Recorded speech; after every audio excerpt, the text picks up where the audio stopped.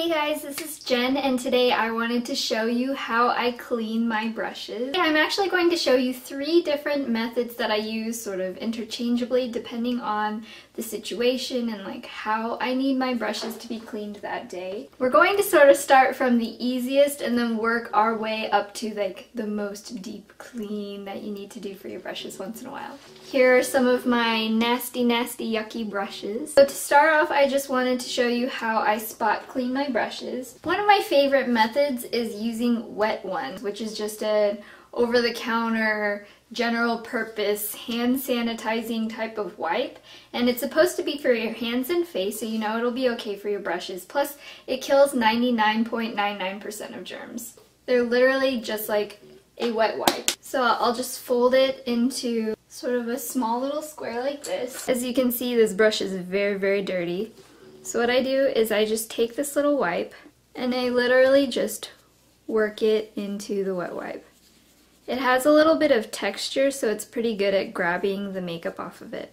For an eye brush, for instance, you can use it a day and then spot clean it and be able to use a different color the next day without the previous color transferring. So the problem with spot cleaning is you also won't necessarily get a perfect pearly white brush. There's still a bit of residue on the brush, even if it doesn't come off onto the paper that much. So the next method I like to use is a slightly more intensive spot cleaning. It is using Korean Spirit, which is a brush cleaner that has some oils and stuff in it, and it smells kind of citrusy. I actually bought this at IMATS last year, and I bought the set that comes with the bottle of brush cleaner, plus it also has this little jar, this glass jar. It has this ring and then the mesh part sits on top, just like that. So there's a gap between this and the bottom of the jar. I'm going to just pour that a little bit into the jar. I usually only pour it about up to where the mesh part is. So here we have our dirty brush. I'm just going to put it inside here and work the bristles back and forth. So then all I need to do is wipe off the extra liquid from the brush. As you can see, my brush is now nice and clean. Just as an example, I want to show you one that's a little more intense. This is an eyeliner brush. So I'm going to let it soak a little bit. And then I'm going to rub the bristles against it, and as you can see immediately, all of that black residue is coming up out of the brush.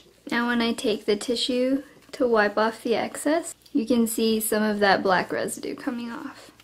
Here's a very dirty eyeshadow brush.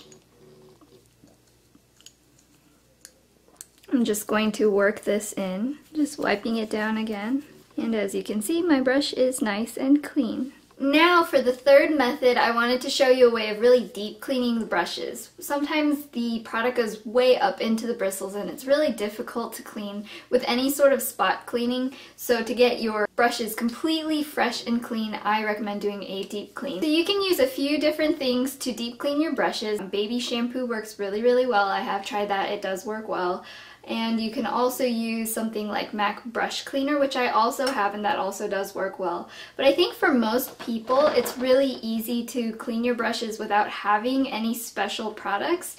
And for that, you just take a clean plate like this, and then just take some dish soap. This is actually olive oil that I put into a honey bear jar. I'm going to just add that. The dish soap is going to help disinfect the bristles and clean them, and then the olive oil is also going to help condition them as well. So I usually add just a little bit of water. So now I'm going to show you a particularly dirty brush. This is my blush brush, just because maybe it'll be more exciting on camera to clean this one. But I have my little mixture right here. I usually just mix it up like that, make all the water in there. And then I literally just work that into my hand. I usually try not to turn the brush this way too much because you want the water going down. You don't want it going up the ferrule at all, because that could loosen the glue on your brushes. But I just work that like that. I usually do a few brushes at a time. I'm going to add some water. As you can see, all that nice, lovely disgustingness is coming out of the bristles. I wet the bristles first, grab a bit of the soap mixture, work that into my hand,